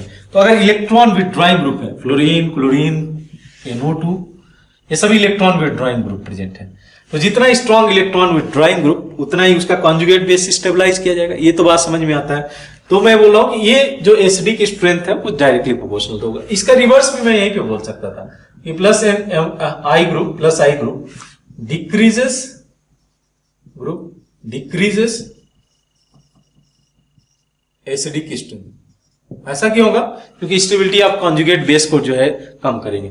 तो इसमें अगर ऑर्डर देखो, आप समझना इस बात को, फ्लोरीन अपने तरफ इलेक्ट्रॉन को विथड्रॉ करेगा, क्लोरीन विथड्रॉ करेगा, NO2 ग्रुप करेगा, यहां भी इलेक्ट्रॉन रिलीजिंग ग्रुप है हाइड्रोजन के रिस्पेक्ट, हाइड्रोजन हमारा रिफरेंस पॉइंट होता है। अब समझना इस बात को, जैसे ही ये कॉन्जुगेट बेस बनेगा यहाँ पे ज्यादा स्टेबलाइजेशन मिलेगा NO2 वाले केस में। इन सब में से भी स्ट्रॉन्ग आप देखोगे, स्ट्रॉन्ग इलेक्ट्रॉन विथड्रॉइंग ग्रुप ज्यादा स्टेबलाइज करेगा, तो NO2 हो जाएगा आपका। सबसे पहले मान लो कि कोई ऑर्डर पूछे फर्स्ट, सेकेंड, थर्ड, फोर्थ, ऐसे बहुत कॉमन आपको जो है एनटीए वाले क्वेश्चन बना के पूछ लेते हैं। तो सबसे स्ट्रॉन्गर एसिड कौन सा हो जाएगा, थर्ड वन। देन उसके बाद देखो आप कौन सा स्ट्रॉन्गर इलेक्ट्रॉन विथड्रॉइंग ग्रुप है, लोकेशन भी देखते जाना क्योंकि वो भी इंपॉर्टेंट है। फर्स्ट, देन सेकेंड, और सबसे लास्ट जो एसिडिक स्ट्रेंथ शो करेगा फोर्थ। मैं इसमें रिलेटिव एसिडिक स्ट्रेंथ की बात कर रहा हूं इन द कार्बोक्सिलिक एसिड, ठीक है। तो ये ऑर्डर चला जाएगा। ऐसे ही मान लो कोई और ये कंपाउंड दे दिया जाए, CH, देखना आप ध्यान से, COH, यहाँ पे रेजोनेंस नहीं होगा, इसकी बात कर ले या इसकी बात कर लो आप, ठीक है, या इसकी बात कर लो, बताना आप। COH, देखो आपको पता है कि ये स्ट्रॉन्गर इलेक्ट्रॉन विथड्रॉइंग ग्रुप है, ये भी इलेक्ट्रॉन, ये इलेक्ट्रॉन रिलीजिंग ग्रुप है। तो अगर कोई पूछ दे कि ये फर्स्ट हो जाए, ये सेकेंड हो जाए और ये थर्ड हो जाए, देन किसका ऑर्डर जाएगा इस केस में, बताना। सबसे ऊपर में आपका फर्स्ट, क्योंकि स्ट्रॉन्गर इलेक्ट्रॉन विथड्रॉइंग ग्रुप है, then third and then second, इस तरीके से ऑर्डर जाएगा। ठीक है, समझ में आती है बात। अगर एक से ज्यादा इलेक्ट्रॉन विथड्रॉइंग ग्रुप प्रेजेंट है और डिफरेंट डिफरेंट लोकेशन में प्रेजेंट है, तब आप क्या जाओगे, क्योंकि inductive effect is distance dependent effect, तो आप उसके लिए डीएनपी रूल फॉलो कर लेना, पता है ना। डिस्टेंस को सबसे ज्यादा प्रायोरिटी मिलेगी ओवर द नंबर, नंबर को प्रायोरिटी मिलेगी ओवर द पावर। जब आपको डिसाइड करना रहेगा कि कौन सा इलेक्ट्रॉन विथड्रॉइंग ग्रुप है और कौन सा स्ट्रॉन्गर है इलेक्ट्रॉन विथड्रॉइंग ग्रुप और कौन सा वीकर इलेक्ट्रॉन विथड्रॉइंग ग्रुप है, तो इसमें डिस्टेंस का भी रोल आएगा, नंबर का भी रोल हो गया, पर for the inductive effect only. केवल इंडक्टिव इफेक्ट काम कर रहा होगा तभी देखना, अदरवाइज अगर रेजोनेंस आ जाता है तो फिर कहानी बदल जाएगी। जैसे मैं एक आपके सामने एग्जांपल लेता हूं, CF3C11OH और यहां पे मैं रख देता हूं NO2, ठीक है, COH, और इसको मैं कंपेयर करता हूं, एक और एग्जांपल ले लिया जाए CS3COH के साथ, ठीक है। देखना कैसे कंपेयर किया जाएगा। तो डिस्टेंस कोई सबका सेम है, चाहे ये ले लो, इसमें 2-3 फ्लोरीन ग्रुप है, अब नंबर आ जाएगा। फिर पावर की बात करेंगे तो NO2 और फ्लोरीन में stronger electron withdrawing group NO2 है, लेकिन चूंकि इसका नंबर ज्यादा था इस वजह से इसका एसिडिक स्ट्रेंथ ज्यादा होगा, ये ऑर्डर चला जाएगा।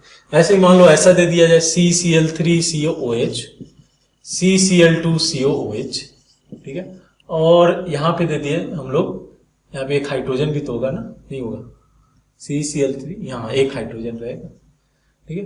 ये आपको दे दिया CS2ClCOH, बताओ इसमें ऑर्डर कैसे जाएगा। देखो 3 क्लोरीन अपने तरफ इलेक्ट्रॉन को विड्रॉ करेंगे तो एसिडिक स्ट्रेंथ को बढ़ाएंगे, ये ऑर्डर होगा एसिडिक स्ट्रेंथ का, ठीक है। देन 2 क्लोरीन है और यहाँ पे 1 ही क्लोरीन है, तो यहाँ पे डिस्टेंस सेम था, नंबर जो है आपको देखना था सिंपली। ऐसे बहुत सारे क्वेश्चन फ्रीक्वेंटली पूछा गया है। जैसे मान लो कि यहाँ पे मैं NO2 ग्रुप लगा देता हूँ ऐसे CS2, यहाँ पे NO2 COOH और इसमें कंपेयर करना, ये जेई ने रिसेंटली पूछा था, जेई मेंस में आया था, बट ये रिसेंटली क्वेश्चन पूछा गया था, ठीक है। इन दोनों में से स्ट्रॉन्गर एसिड कौन सा होगा, आपको पता है कि NO2 stronger electron withdrawing group है, GOC1 का हेल्प मिल रहा है यहाँ पे, स्ट्रॉन्गर इलेक्ट्रॉन विथड्रॉइंग ग्रुप है कंपेयर टू CM। तो एक बार और उसको जाके रिवाइज करो अगर आप ऑर्डर भूल गए हो तो।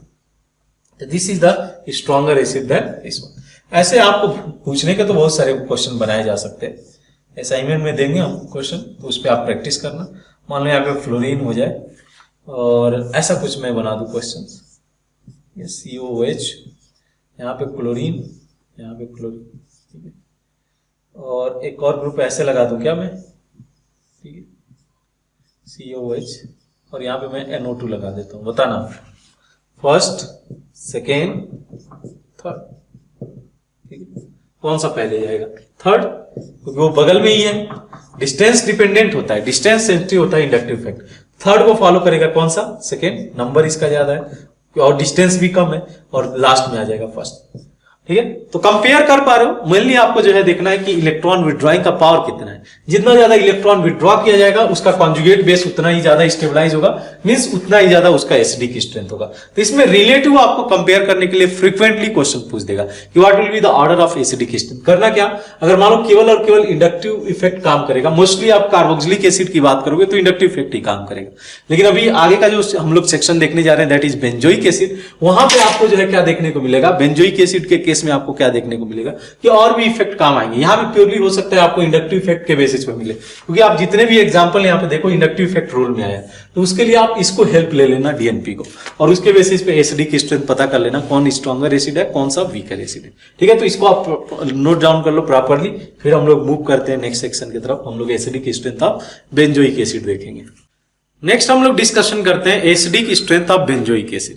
Benzoic acid slightly different nature रखता है थोड़ा सा कार्बोक्सिलिक एसिड से, बट उसी तरीके से डिसाइड किया जाएगा जिस तरीके से हम लोग ने कार्बोक्सिलिक एसिड के लिए डिसाइड किया है। बट थोड़ा सा देखते हैं, पहले मैं कंपेयर कर लेता हूं कार्बोक्सिलिक एसिड से बेंजोइक एसिड के एसिडिक स्ट्रेंथ पे क्या इफेक्ट पड़ेगा। समझना इस बात को, कार्बोक्सिलिक बेंजोइक एसिड को मैं बनाता हूं और फिर इसको कंपेयर करता हूं फॉर्मिक एसिड में। तो आप चाहो तो इसमें मेंशन कर सकते हो benzoic acid versus formic acid. ये एक इंटरेस्टिंग केस बनता है फॉर्मिक एसिड। ये थोड़ा सा कंपैरिजन कर लेते हैं कि कौन इन दोनों में से स्ट्रॉन्गर एसिड होगा, benzoic acid versus formic acid. Benzoic acid का समझना क्या कहानी है, तो बेंजोइक एसिड ये रहा हमारा, ठीक है।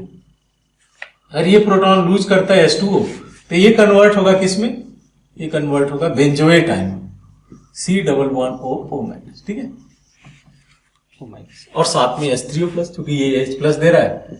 अब इसमें स्टेबिलिटी को हम लोग को देखना है कि किस तरीके से स्टेबलाइज किया जाएगा। अच्छा, मैं फॉर्मिक एसिड भी बना देता हूं ताकि थोड़ा सा आइडिया आपको लगे। RCOH वाटर के साथ रिएक्ट किया और ये जनरेट कर दिया HC, बिकॉज हम लोग स्टेबिलिटी चेक करना चाह रहे हैं, ठीक है, H3O+। अब इस आइडिया को समझना। अब मेरा सिंपल सा क्वेश्चन है, इन दोनों में से स्ट्रॉन्गर एसिड कौन सा होगा, बेंजोइक एसिड या फॉर्मिक एसिड, ठीक है। ये बहुत लोग गलती करेंगे। कैसे, देखो, formic acid is a stronger acid than formic acid, केवल फॉर्मिक एसिड, उसके अलावा जितने भी एसिड आएंगे, जो भी एसिड कंसीडर किए जाएंगे, दे विल बी वीकर एसिड। जितने भी एलिफेटिक चेन वाले होंगे, मतलब अगर नॉर्मल चेन वाले हैं, उसमें उसका एसिडिक स्ट्रेंथ कम हो जाएगा, ठीक है। बट फॉर्मिक एसिड एक पहला मेंबर ऑफ एसिडिक, जो हम लोग बोले carboxylic acid, that will be stronger acid than formic acid is stronger acid than benzoic acid. ऐसा क्यों होगा, ऐसा क्यों होगा, इसको समझते हैं, समझना इस बात। मैंने क्या बोला कि more the stability of conjugate base more the stability. अब इस केस में क्या है, no doubt conjugate base stabilize किया जाएगा through the resonance of this one. लेकिन आपको याद है क्रॉस कॉन्जुगेशन एक टर्म पढ़ाया गया था। क्रॉस कॉन्जुगेशन की वजह से क्या होगा, देखना आप, नो डाउट CO भी इसके साथ रेजोनेंस में, CO के साथ ये O- रेजोनेंस में, लेकिन साथ साथ क्या बोला है कि नहीं, बेंजीन का जो डबल बॉन्ड है ये भी चाह रहा है कि मैं रेजोनेंस में जाऊं CO के साथ। अब क्रॉस कॉन्जुगेशन में होता क्या था कि बिकॉज ऑफ दिस रेजोनेंस, अगर ये रेजोनेंस में जा रहा है, इसका जो रेजोनेंस इफेक्ट है कम हो जाता था। ये तो समझ में आ रहा है। अगर इसका रेजोनेंस इफेक्ट होगा तो जो कॉन्जुगेट बेस की स्टेबिलिटी है वो कम हो जाएगी, और कॉन्जुगेट बेस की स्टेबिलिटी कम हो जाएगी तो फॉर्मिक एसिड जो एसिडिक स्ट्रेंथ है वो भी कम हो जाएगा। इस वजह से मैंने बोला formic acid is stronger acid than benzoic acid. ऐसा क्रॉस कॉन्जुगेशन यहां पे देखने को नहीं मिल रहा है, तो लिख सकते हो इसमें, ड्यू टू क्रॉस कॉन्जुगेशन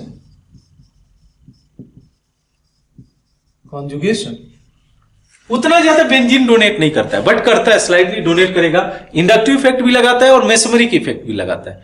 तो because of some mesomeric effect ये जो इसका इलेक्ट्रॉन विथड्रॉइंग का जो पावर है ना वो कम कर देता है। अब दोनों रेजोनेंस में जाना चाह रहे हैं तो दोनों को एक दूसरे को इफेक्ट तो करेंगे ना। हम लोगों ने क्रॉस कॉन्जुगेशन में पढ़ा था, तो क्या लिखना, formic acid is stronger acid than benzoic acid, this is due to cross conjugation of benzene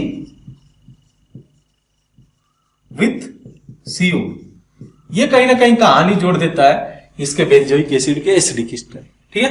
अब केस यही है कि अगर मान लो कि कंसीडर ये करो कि क्रॉस कॉन्जुगेशन लगा रहा है बेंजीन, इस पे लगा रहा है, तो जितना ज्यादा क्रॉस कॉन्जुगेशन में जाएगा इसके साथ रेजोनेंस कम हो जाएगा। समझ में बात आ रही है कि ये समझना आप कि इसके साथ अगर रेजोनेंस इंक्रीज होगा, अगर ये सिस्टम रेजोनेंस इंक्रीज करता है, इस सिस्टम के साथ रेजोनेंस पे क्या इफेक्ट पड़ेगा, डिक्रीज। दिस रेजोनेंस अगर इंक्रीज होता है, resonance increases in this system, ठीक है, अगर इंक्रीज होता है तो जो है इसका जो रेजोनेंस होगा दैट रेजोनेंस क्या हो जाएगा, डिक्रीजेस। बात समझ में आता है। और फिर इसका इफेक्ट क्या पड़ेगा इसके स्टेबिलिटी पे, तो स्टेबिलिटी डिक्रीजेस, बिकॉज इसको तो क्या चाहिए, डीलोकलाइजेशन चाहिए, स्टेबिलिटी डिक्रीजेस यानी कि एसिडिक स्ट्रेंथ डिक्रीजेस। समझ में आ रहा है बात, because of the cross conjugation. अब इसमें रेजोनेंस ये कैसे इंक्रीज किया जा सकता है, अगर कोई इसमें +M ग्रुप हो या +I ग्रुप हो, जो भी ग्रुप हो प्रेजेंट हो, अगर इलेक्ट्रॉन रिलीजिंग ग्रुप प्रेजेंट है रिंग के पास में, तो क्या करेगा, इसके साथ रेजोनेंस बढ़ाएगा। अगर ये रेजोनेंस बढ़ेगा तो ये रेजोनेंस डिक्रीज होगा, इनके बीच का जो रेजोनेंस है डिक्रीज हो जाएगा। अगर ये रेजोनेंस डिक्रीज होता है तो स्टेबिलिटी डिक्रीज हो जाएगी और जो एसिडिक स्ट्रेंथ है वो कम हो जाएगा। तो यहां से यही रिजल्ट निकल के आता है। अब इस रिजल्ट को समझना, क्या क्या रिजल्ट है कि अगर +M ग्रुप या +I ग्रुप अटैच्ड है, किसके साथ में, रिंग के साथ में, और किस पोजीशन पे, अगर मेसोमेरिक इफेक्ट है तो ये क्या करेगा, अगर +M ग्रुप है तो अर्थ और पैरा पोजीशन पे ही काम करेगा, इंडक्टिव इफेक्ट हर पोजीशन पे काम करेगा। तो +M+I group increases electron density. अगर बेंजीन रिंग पे इलेक्ट्रॉन डेंसिटी इंक्रीज होता है तो ये जो रेजोनेंस है, resonance of benzene with CO increases plus increases electron density at benzene. अब इसका इफेक्ट क्या पड़ेगा, इसका इफेक्ट ये देखने को मिलेगा कि resonance of benzene resonance of benzene with CO group क्या हो जाएगा, इंक्रीज कर जाएगा। समझ में आ रही है बात? अगर प्लस M ग्रुप या प्लस I ग्रुप लिया हो तो इलेक्ट्रॉन डेंसिटी इस पे बढ़ा देगा, ग्रुप इस पे अगर कोई ग्रुप अटैच कराएगा तो अगर इस पे इलेक्ट्रॉन डेंसिटी बढ़ाएगा तो इसके साथ रेजोनेंस बढ़ जाएगा। रेजोनेंस बढ़ने का मीनिंग क्या हुआ, CO के साथ रेजोनेंस बढ़ने का means resonance of O minus with CO decreases, that means stability decreases, यानी कि एसिडिक स्ट्रेंथ डिक्रीज। अब देखना नेक्स्ट केस क्या होता है कि -M और -I ग्रुप अगर प्रेजेंट है तो ये क्या करेंगे, डिक्रीजेस। सेम कहानी है, बस आप इंक्रीज की जगह डिक्रीज लिख लो। Decreases electron density at benzene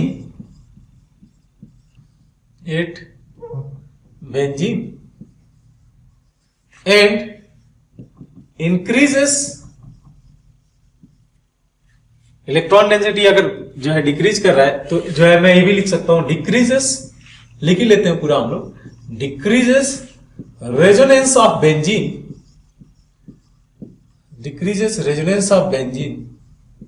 with CO, that means resonance of O minus with CO increase होगा। अरे एक अगर मान लो ये डिक्रीज होता है तो ऑब्वियसली ये इंक्रीज होगा। इसको अगर चाहो तो आप यहां पे दिखा, सिंपल सा केस, ठीक है। मान लो यहाँ पे कोई ग्रुप A मैंने लगा दिया, ठीक है, जो क्या कर रहा है, अपने तरफ इलेक्ट्रॉन को विड्रॉ कर रहा है, तो इसका जो रेजोनेंस होगा वो डिक्रीज होगा। समझ में आती है बात? This resonance decreases and if this resonance decreases this resonance is going to increase. अब इससे क्या होगा, इसकी स्टेबिलिटी बढ़ेगी, रेजोनेंस इंक्रीज। इसका इफेक्ट क्या होगा, अगर ये रेजोनेंस इंक्रीज करता है तो इसकी स्टेबिलिटी बढ़ेगी। अगर स्टेबिलिटी बढ़ता है तो इन दैट सिनेरियो क्या देखने को मिलेगा, एसिडिक स्ट्रेंथ बढ़ेगा। समझ में आया? अगर इलेक्ट्रॉन विड्रॉइंग ग्रुप प्रेजेंट है तो ये कहानी रहेगी, यानी कि दैट मीन्स डायरेक्टली मैं जा सकता हूं कि that acidic strength, that implies acidic strength increase. ठीक है, तो ये तो रहा, मतलब एक तरीके से समझो बेंजीन के साथ अगर इलेक्ट्रॉन विड्रॉइंग ग्रुप प्रेजेंट है तो क्या करेगा, इलेक्ट्रॉन विड्रॉइंग ग्रुप इसके एसिडिक स्ट्रेंथ को बढ़ाएगा। अगर बेंजीन रिंग के साथ इलेक्ट्रॉन रिलीजिंग ग्रुप प्रेजेंट है तब वो क्या करेगा, वो उसके एसिडिक स्ट्रेंथ को डिक्रीज करेगा। अगर बेंजोइक एसिड में हम लोग कंपेयर कर रहे हैं तो ठीक है, तो ये कहानी होगी। अब इस रेजोनेंस का इफेक्ट केवल क्या हर केस में बनेगा, ये देखते हैं हम लोग क्या इफेक्ट होगा। ठीक है, तो ये समझा जाता है कि जो केवल और केवल फॉर्मिक एसिड स्ट्रॉन्गर एसिड होगा because of this resonance. Formic acid stronger acid होगा बेंजोइक एसिड से। अदर जो एसिड होंगे ना, they will be weaker acid than this one. जैसे आप कोई भी एसिटिक एसिड ले लो या प्रोपनोइक एसिड ले लो, they will be weaker acid than this one.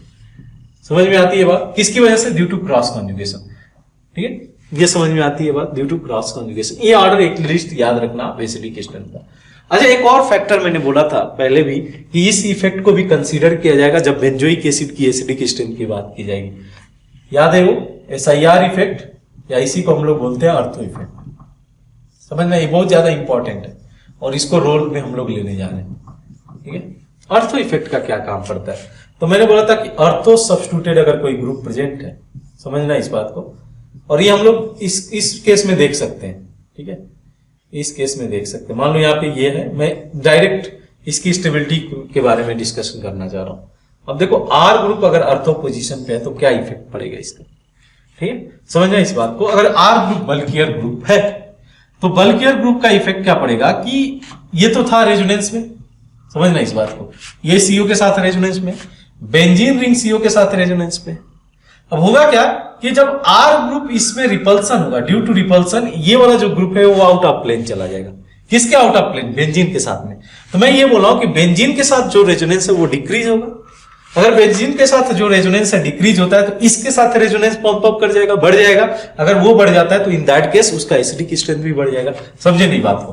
फिर से मैं जो है डिस्कस कर देता हूं। देखो यहां पे कोई ग्रुप इस तरीके से CO ग्रुप आपने बोला, अब ये CO ग्रुप बेंजीन के साथ रेजोनेंस में था, अच्छा खास, खासा रेजोनेंस में था, O माइनस भी रेजोनेंस था, और इसी का इफेक्ट पड़ा कि जो है benzoic acid weaker acid than acetic acid, मतलब वो इससे स्ट्रॉन्गर इसलिए हो रहा है कि CH3 इलेक्ट्रॉन डोनेट कर रहा है इसके प्लस आई इफेक्ट से, और यहाँ पे जो बेसिकली बेंजीन का जो प्लस एम इफेक्ट है उसको थोड़ा सा कम कर रहा है कंपेयर टू फॉर्मिक एसिड। तो मैं इसीलिए मैंने बोला कि only formic acid is stronger acid than the benzoic acid. ठीक है, अब देखना SIR का क्या मतलब है। यहाँ पे देखो, आपने लिया ये ग्रुप, यहाँ पे R ग्रुप लगा दिया, अब होगा क्या कि इनके बीच में रिपल्सन होगा, and because of this repulsion ये जो CO ग्रुप है ना, ये आउट ऑफ प्लेन चला जाएगा। जस्ट आप रोटेट करके इसको देखो, जैसे ही रोटेट होगा ये CO आउट ऑफ प्लेन चला गया, तो जो बेंजीन के साथ रेजोनेंस है वो डिक्रीज हुआ।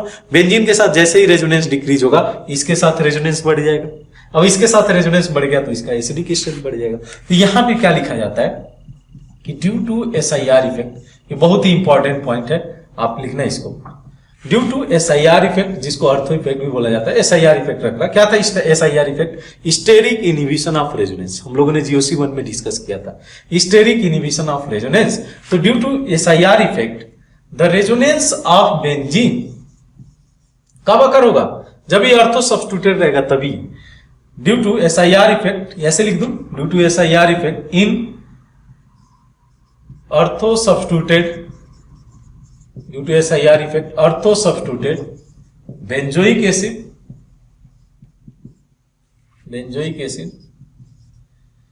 the resonance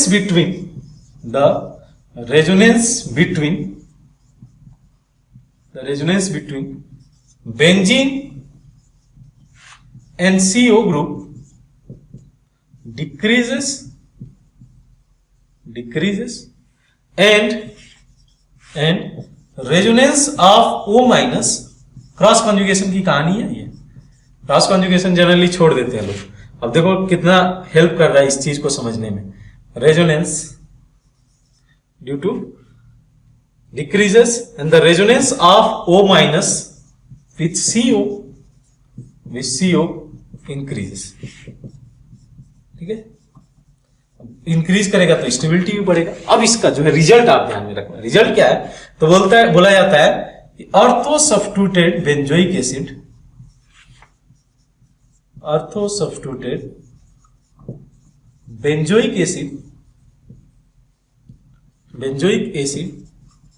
is stronger acid then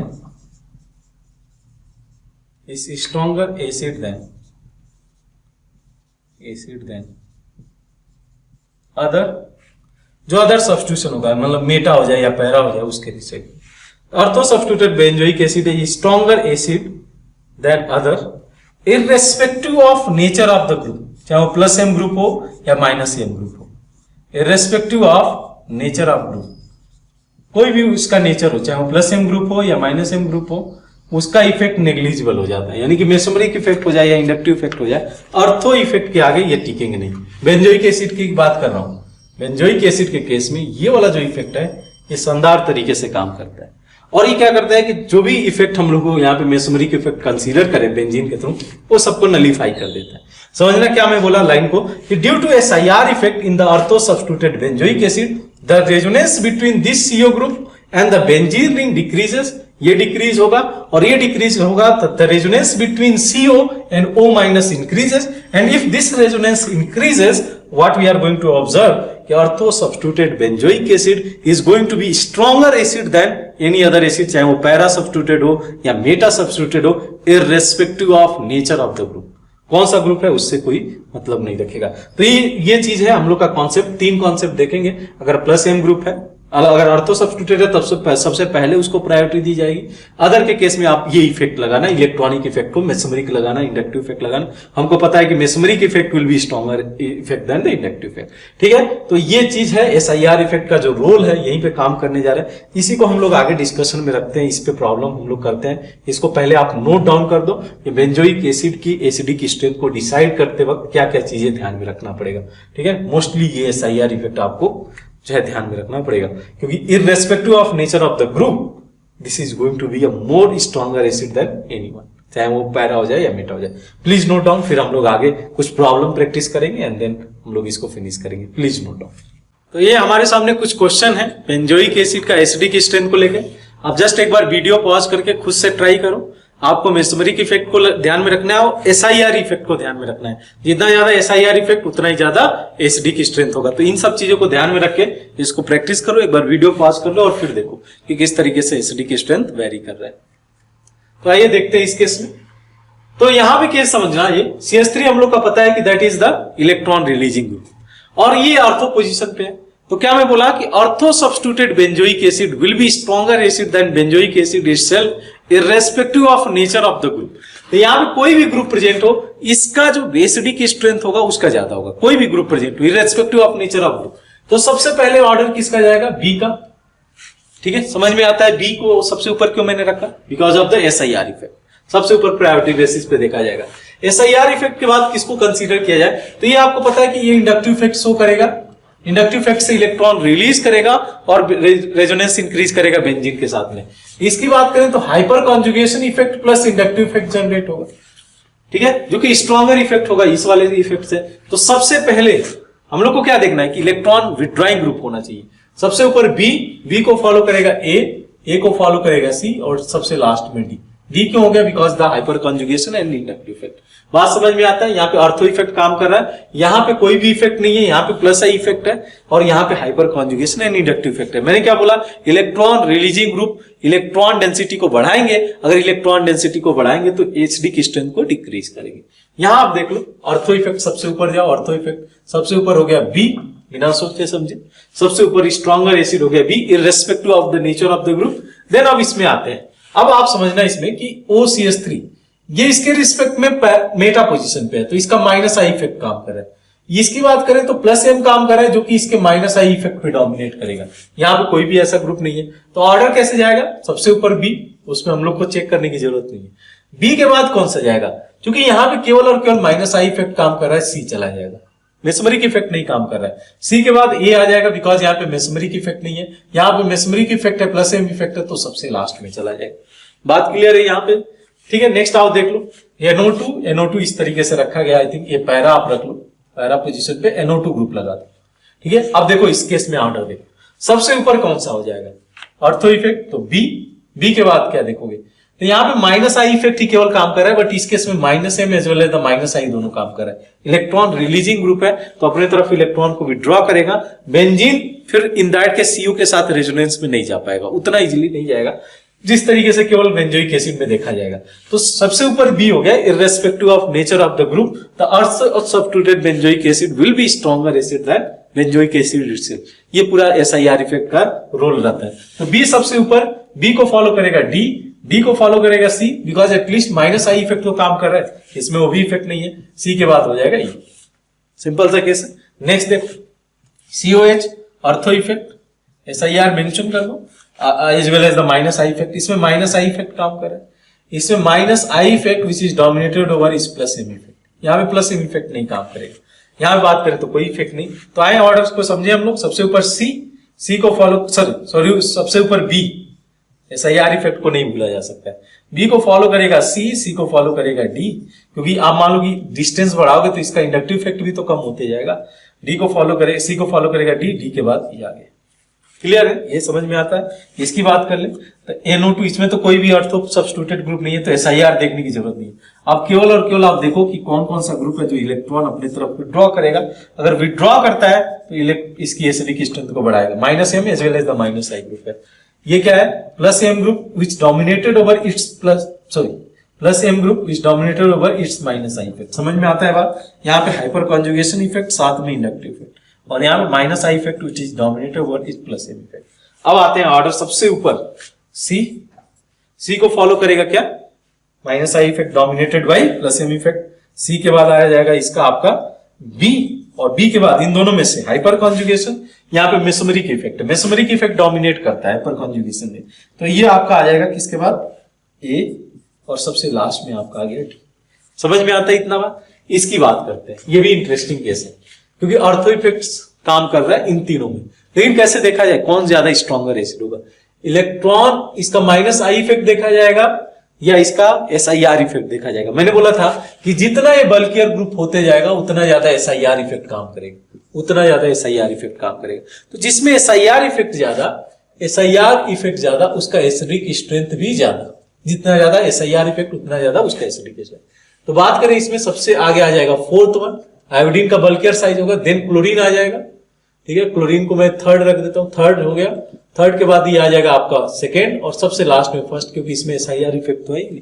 तो जितना बल्कियर ग्रुप, SIR इफेक्ट किस पे डिपेंड कर रहा था? Size of substance, size of substance, जो ग्रुप अटैच्ड है उसके साइज पे डिपेंड कर रहा था। और जो है अगर साइज ऑफ सब्सटेंस ज्यादा हुआ तो इसका एसिडिक स्ट्रेंथ भी ज्यादा होगा। समझ में आती है बात? इसको आप देखो, ये कहानी वैसे ही कह रही है। यहां पे क्या है कि 2 मिथाइल ग्रुप है, तो 2 मिथाइल ग्रुप मीन ज्यादा SIR effect, 1 methyl group mean कम SIR इफेक्ट। इसमें कोई भी SIR इफेक्ट नहीं है, तो C followed by B followed by ये SIR इफेक्ट की कहानी दे रहा है। यहां देख लो आप, NO2 केवल यहाँ पे माइनस आई इफेक्ट काम करेगा, यहाँ पे भी माइनस आई इफेक्ट काम करेगा, यहाँ पे भी माइनस आई इफेक्ट काम करेगा। ठीक है, तो NO2 स्ट्रॉन्गर है तो C हो जाएगा, C को फॉलो करेगा क्लोरीन, क्योंकि ये OR से तो स्ट्रॉन्गर होता है। तो A हो गया, A के बाद आ जाएगा आपका सॉरी B, ये ऑर्डर जाएगा CAB। इस केस में देखो, ये भी बहुत ही इंटरेस्टिंग केस है। आपको लगेगा कि NO2 minus stronger minus M group है कंपेयर टू CN, बट ये आपको धोखा दे सकता है। क्यों धोखा देगा? देखो, NO2 के केस में ये लीनियर शेप होता है, आपको ये याद है, लीनियर शेप होता है CN का, लेकिन ये लीनियर शेप नहीं है, V शेप्ड है। और V शेप्ड का इफेक्ट क्या पड़ेगा कि ये जो है, जो NO2 ग्रुप है, ये बेंजीन रिंग के साथ रेजोनेंस में नहीं रह पाएगा ड्यू टू SIR इफेक्ट। यहां पे अब SIR काम कर रहा है, कार्बोक्सिलिक एसिड के केस में नहीं काम कर रहा है, बट यहाँ पे इन दोनों ग्रुप के बीच में SIR काम कर रहा है, क्योंकि ये V शेप्ड है और ये बल्कियर ग्रुप है, यहाँ पे SIR होगा नहीं। तो इस वजह से B का जो एसिडिक स्ट्रेंथ है A से ज्यादा होगा, है ना? इस थोड़ा सरप्राइज क्यों ऐसा हो रहा है? बिकॉज NO2 को ये आउट ऑफ प्लेन भेज दे रहा है, ये बल्कियर ग्रुप NO2 को आउट ऑफ प्लेन भेज दे रहा है, तो इसके साथ जो रेजोनेंस है वो डिक्रीज हो जा रहा है। तो -M कम होगा, तो -M कम होगा, तो इसका एसिडिक स्ट्रेंथ भी कम हो जाएगा। ये JEE 2019 का प्रॉब्लम है, रिसेंट प्रॉब्लम है, एक बार आप ट्राई किए हो। देखो इस केस में क्या ऑर्डर गया, एक बार आप मैच कराना। सबसे ऊपर आ जाएगा, देखो अब ये इलेक्ट्रॉन विथड्रॉइंग ग्रुप है, इस नो डाउट ये रेजोनेंस में काम करता है, बट उतना ज्यादा फॉर्मिक एसिड से वीकर एसिड होगा, लेकिन ये सभी -I ग्रुप है। तो इसमें ऑर्डर क्या जाएगा आप देखना, ये फर्स्ट सबसे ऊपर, फर्स्ट को फॉलो करेगा सेकेंड, और ये OCH3 है ना, +M ग्रुप है, तो और ज्यादा कम करेगा ना एसिडिक स्ट्रेंथ को।